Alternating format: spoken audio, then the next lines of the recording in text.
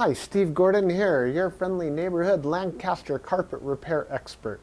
And if you've been searching the internet in hopes of finding some sort of answers to your carpet repair issue, well, you've come to the right place. I've made this recording here to answer all of your most frequently asked questions all about carpet repair. Now, I'm not an actor, and I don't claim to be an actor. I'm a carpet repair guy. So if I missed something here, feel free to call at the office.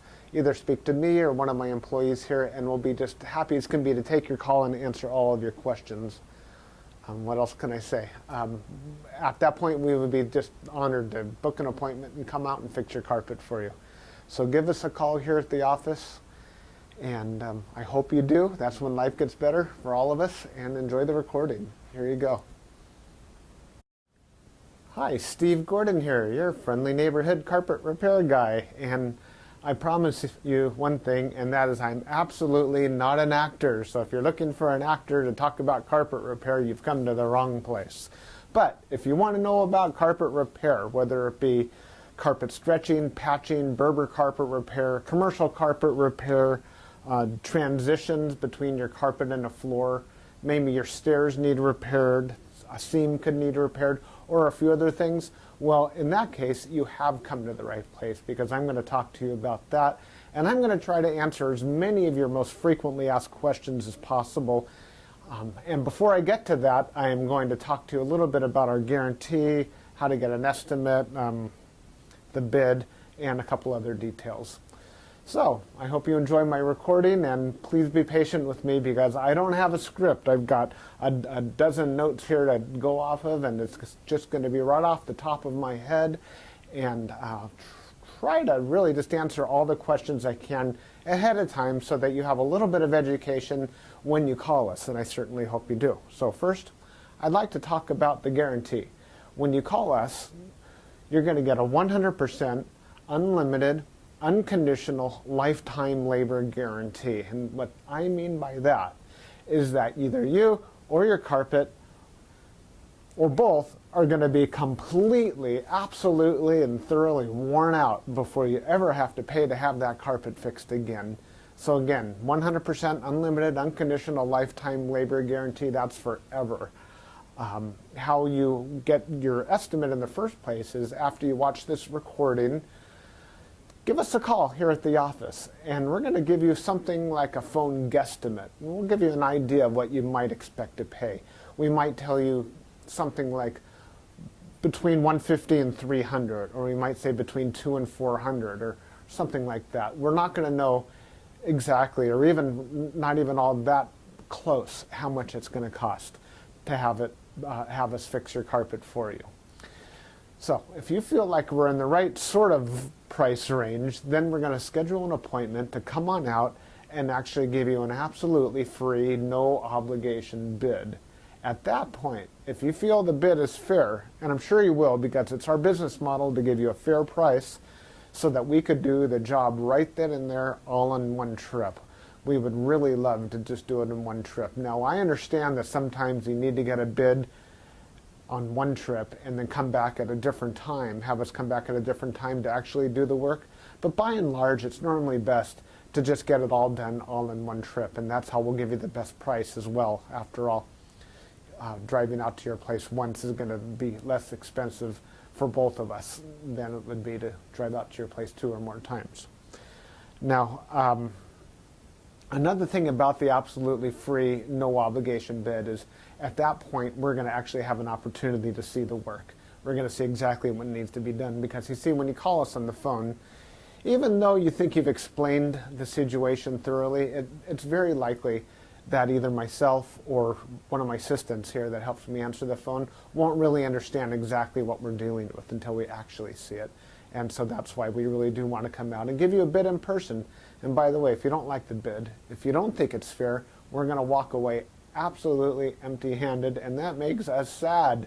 So sad, because we want to be out there, we want to fix your problem and put a check in our pocket and go off to the next one. After all, this is what we do for a living. This is how we feed our families.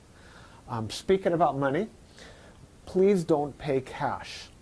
We would really prefer that you pay with a check made out to Creative Carpet Repair or use a credit card. You can call in the office with a credit card. So cash, it's against the agreement I've made with all my contractors. Now, if you work with me directly, if I'm the actual contractor that shows up to your house and you want to pay me cash, I'm happy to take it. But for any other contractor throughout my entire company, please don't pay cash. Now, I want to talk a little bit about the carpet repairs. I've got a little bit of housekeeping out of the way. Let's talk about carpet stretching. Most people wonder why their carpet is all rippled up. So if you look out at your carpet and you see more waves than the ocean, or it's more rippled up than you can believe, and there's peaks and valleys in your carpet and you're getting seasick just looking at it, or if it's a trip hazard, there's a real good chance that your carpet was never stretched in tight enough to begin with. You see, whoever stretched your carpet the first time around more than likely didn't use a power stretcher. Now what a power stretcher is a pole that it butts up against one wall on one side of the room, and this pole runs all the way across the room to a head that's on the other side. And when we push down on this handle, the carpet gets stretched, and it gets stretched so tight that we have no doubt at all that we're going to be able to live up to that unlimited, unconditional lifetime waiver guarantee. That carpet will never ripple up again. You have my absolute word of honor on that. And if I'm wrong, we'll do it again for no charge at all. When we stretch carpet in a room, it's always best to have the room completely empty. We can empty the furniture out of the room for you if that's what you need, but more often than not, the customer will want to get as much as possible out of the way. Now, don't strain yourself. Don't go moving a giant king-size bed or a dresser that weighs, more than 10 elephants. That's not cool. We have special tools. We have these sliders that we can put underneath the legs of the furniture. So even if your dresser weighs a couple hundred pounds and it's harder than heck to move, we get those sliders underneath there and we can move that stuff around if that's what we need to do. So don't strain yourself moving the furniture. Also, if you have a king-size bed and it's just completely unreasonable for whatever reason to move that bed, quite often we could stretch the carpet in that room without moving the bed. It's a lot more work. Those poles that I spoke about, they go actually underneath the bed, so we stretch the carpet right underneath the bed to the other wall. And it's a lot harder. It takes us a lot more time and effort, but it can be done. So that's a little bit about carpet stretching. We use a power stretcher. We don't just kick it in with our little Susie Homemaker little knee kicker, and it leaves a little bit of extra carpet at the end. We cut off that excess, and you'll see how much carpet we cut off when we're done. We throw it in a bag, and we tuck in the carpet along the edge, and boy, life is good. It looks so much better. One thing that you might be aware of when we finish, though, is if you had large ripples, the carpet could be soiled along the top ridge of those ripples more than at the valleys, and that makes sense. Where you're walking, that's where it's going to get more dirt. So after you stretch the carpet is a real good time to have the carpet cleaned. Also, the carpet's out of the room, and the furniture is out of the room, and it's just a great time to clean the carpet. It looks a lot better at that point. Mind you, like I said, this is unscripted, so I'm just going to talk to you about carpet repair. Now let's talk about Berber carpet repair for a minute. Berber carpet repair has rows. Well, Berber carpet has rows. And actually the word Berber carpet, or the name Berber, it isn't exactly accurate. Berber carpet actually comes from a place out in the Middle East, country or countryside, where the area is called Berber, the Berber people or something like that. Anyhow, it's a very expensive rug, Berber rug. That's the actual meaning of the word Berber rug. The Berber carpets that we find today are very similar. There's loops and there's rows, and if you pull on one of those loops, or rows becomes unglued somehow, it can make a run, what we call a Berber run. So when you pull on that thread, it's like it's unzipping right in front of you. It's like, oh my gosh, what has happened? I've got this zipper run going all the way across the room. Now your higher end Berber carpet, that doesn't likely happen. It almost never does. But the lower end, middle of the road and lower end Berber carpet runs all the time. So when we fix a Berber carpet, what we're going to want to do is take out the bad area and patch a new piece in there. Sometimes we could actually weave a little bit of some new loops right into the place where that carpet has come unfurled. But more than likely, we're going to want to put in a Berber patch in that area. One reason that Berber comes apart at the seams is because the carpet was never sealed at the seams well enough to begin with. Your carpet installer that originally installed that carpet was supposed to use a latex sealer or even a glue gun or something to seal the edges of the carpet. Now, if they don't seal the edges of the carpet, that's one reason that Berber carpet is going to unfurl like crazy. So when we put in a patch or fix a Berber carpet, that area gets sealed. Now, we give the unlimited, unconditional lifetime waiver guarantee on Berber carpet as well. But mind you, just because, let's say you have a 12-foot seam and we fix 3 feet of it, that's the part that we guarantee. The rest of the seam we're not going to touch. And you may have a problem with that in the future. And that's certainly not our business to cover something we've never actually worked on before. Now, after Berber carpet patching, I'll just talk about carpet patching in general. And this includes the Berber. When you call us to have your carpet patched, the first thing that we're going to ask you is if you have any extra carpet to do the patch with. If the answer is yes, well, we're golden. We're ready to do the job. If you say no, you don't have any extra carpet to do the patch with, we'll ask, well, can we take the carpet from a closet or maybe even from underneath a piece of furniture? Because what we can do is we can take a piece of carpet from a closet and patch it right into your damaged area. And it usually works out really well. Most people would rather have a piece of carpet missing out of their closet than have a terrible, nasty area in the middle of their room where they'll see it all the time. After all, inside the closet, you usually have that covered up with shoes and old photographs and baseball bats and everything you've ever collected in your life. More about carpet patching is if you don't have the carpet to do the patch, there's really nothing I can do to help you. So you're going to need to find that carpet to do the patch with before you bother having us come out there, because if we don't have the carpet to do the patch, we're stuck. Our hands are really tied. There's nothing we can do. Now, you're probably wondering how the patch is going to look when we're finished. It's real hard to say, especially in a recording like this. So just between you and me and a million of our closest friends here watching this recording through time, that patch is likely to be visible.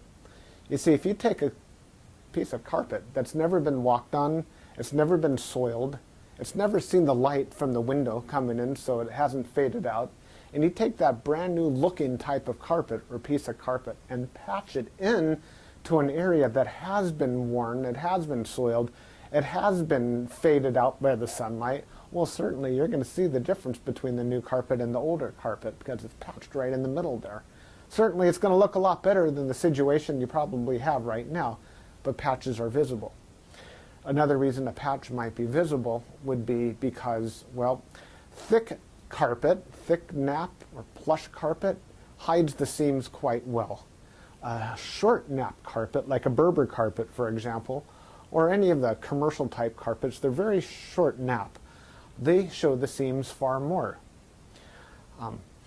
Another thing is that the rows have something to do with it. When we cut a carpet in the same direction as the row of the carpet, well, those seams are by and large less visible than the seams that we cut that cross the rows. When we cross the row, well, it's unavoidable to do that if that's what we have to do to make a patch. And those seams stand out a little bit more than the ones that go along with the rows. So carpet patching, that's what we specialize in. We could absolutely do that for you. Have the carpet available for us, and we also back up our patches forever, just like everything else, just forever and ever and ever. That patch will never come up. After patching, well, we could talk a little bit about pet damage also when we talk about patching. If you have an animal, a dog or a cat, or I've even seen it's been a bunny or a few other animals that have actually gotten locked behind a closed door. What'll happen is they'll get that separation anxiety and they'll try to dig their way out and they'll just rip the heck out of the carpet. That's one of the main reasons we'll do carpet patching. If that's the case, well, certainly it's just like any other patch. You supply the carpet, we'll put it in. However, if that animal didn't tear up the carpet, if they actually urinated on the carpet, there's a whole other thing we can do about that, and I'm going to need your help for that. What we'll do is we're going to ask you to go to the pet store or go online and buy twice as much of a product as you think you're going to need, maybe 4 times as much, to actually kill the odor. Now, the product I'm talking about is actually an enzyme, and what we'll do is we'll pull back the carpet, we'll remove the padding, clean the floor, and you'll pour this enzyme onto the floors underneath it all. And that enzyme will eat up all the proteins that contribute to the smell of the urine in your carpet. Then we'll put in new padding, and you'll pour that enzyme cleaner all over the backing of the carpet as well at that time. I'll reinstall the carpet, and then one more time we'll use that cleaner, and we'll just soak that area of the carpet with that enzyme one more time. And that's likely to kill the scent altogether. That smell should be completely gone. If not, it's probably because your animal found another place that you don't even know about, and I'm sorry about that. There's nothing we could do about your animal. Now that we've spoken about pet damage, I like to talk about carpet to floor transitions. A lot of people call us because they put in a new floor. Maybe it's a tile or a wood floor, and their carpet now needs to be finished along that edge. More often than not, we don't need to put in any kind of metal there. There's a lot of different types of situations where you do want a metal. If you have an apartment building and you want the carpet to last a long time between the carpet and, say, for example, a linoleum floor, we could put some metal there. There are flat metals. They're the type of metals that they're called, I've called them beat-down metals before. I'm not sure exactly what they're called. Beat-down metals, they're golden, they're silver, and the carpet goes right in there and it gets hammered down. Gives a nice clean edge, and it protects the edge of the carpet for a very long time. But if you're like most homeowners, that's not why you're calling us for a transition. You're calling for the transition because you just put in a nice marble or travertine floor, or maybe a wood floor. And so what we'll do with that is we're going to pull back the carpet and put in a new tack strip right up alongside that floor. Now that floor is going to be holding the place as if it were a wall. So here's your floor, here's your tack strip right in front of it. We're going to pull the carpet over that tack strip and tuck it in right there. So all you're going to see is a nice smooth transition between the carpet and the floor. Now, many times when you put in a new floor, it's important to put in some work into the subfloor underneath, and that might include using hardy backer or some other type of material that raises the floor up even higher than it would have been.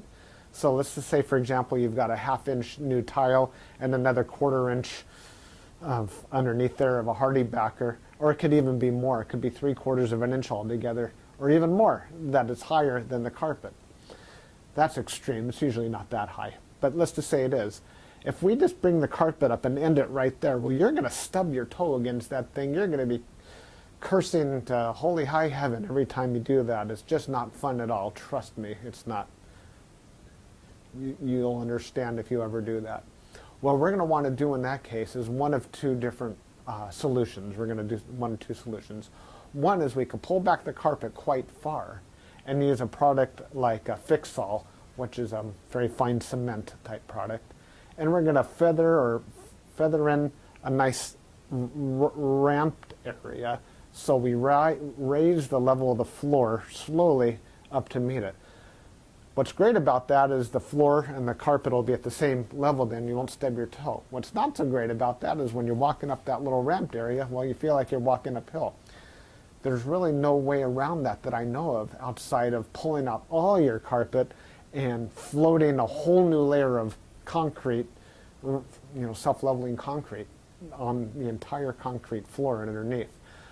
That's a lot of work. It's possible that would be the perfect way to do it if I were working on a $10 million home in Beverly Hills, that's probably what I would be doing. I would be raising the entire floor to be level with, so the carpet could be level with the floor. But here in the real world, what we'll normally do is rise it up with some Fix-All, or we could do it even easier. We could use shingles, cedar shingles. Cedar shingles are about that long, and that makes a nice little ramp up, and it normally works just beautifully. It's quick, it's easy, we can get it all done in one trip. So we're going to raise the level of the carpet right up to the level of the floor, and you're just going to be happy as can be about that. Some transitions are round, curved. Other transitions could be squared. There's 100 types of transitions out there. And if you look on the internet under carpet to floor transitions, you're going to see a lot of examples. Perhaps even on my website, you can see some other examples. And so when you call us, you can explain what you're dealing with, and that would help us with the program here.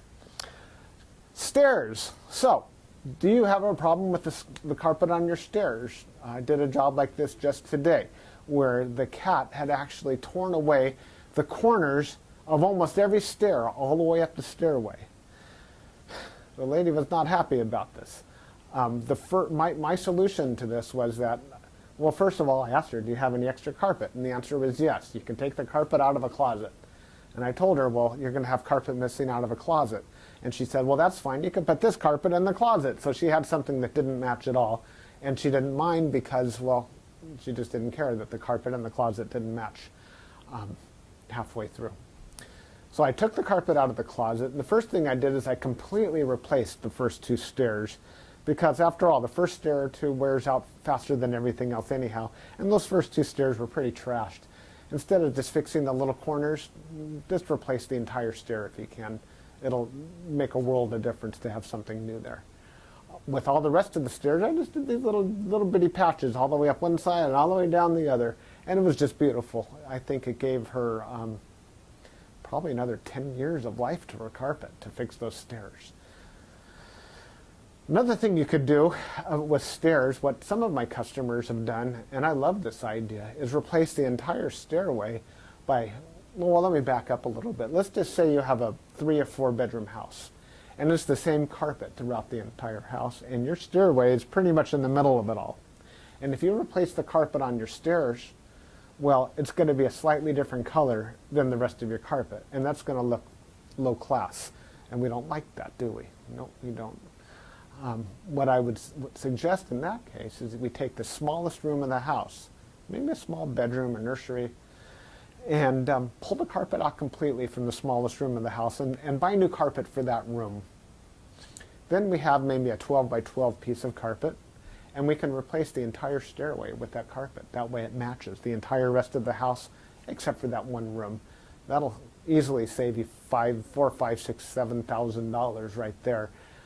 And it's a lot less work too. So I like that idea. You get a whole new stairway. A lot of people, you walk in the front door and there's the stairway right there. If the stairs look bad, it's hard to recover from that first impression. So take my word for it. That's a really great way of going. Now stairs. Commercial carpet repair. If you have commercial carpet and that needs to be repaired, it either has ripples and waves or it needs a patch. If it's rippled, it might need to be stretched. We've already talked about carpet stretching. On the other hand, it might have a different issue. It could be your commercial carpet was glued down to concrete to begin with. If that's the case, what we do is we actually take a knife and we just cut right down the middle of those ripples, cut right down those bubbles, and we will re-glue the carpet right underneath there and smush it all down, and believe it or not, those bubbles are going to be completely gone. They might be completely invisible when we're finished. You won't even see where we cut it, because where we cut it is exactly where we put it back together. The carpet will be nice and tacky before we push it back down. It's a great solution. But if the carpet needs to be stretched, well, we have to get the power stretcher out, and we'll fix it up that way. Now, if your carpet in your commercial building, say you have an office, is because, let's just say that you removed a wall between two rooms. If that's the case, you may have a strip of carpet that's missing. It's always a great idea to just get a completely different color. So if you have blue commercial carpet, go get a piece of red or black. Just something completely different, because a patch going all the way down through the middle of the room that's just a little bit off, it looks low class again. But if we put a strip of red down the room, or burgundy or black, people walk in and they go, oh yeah, these people have got some class. They got a decorative idea. So that's just my opinion. Use a completely different color if it's something goes all the way across the room.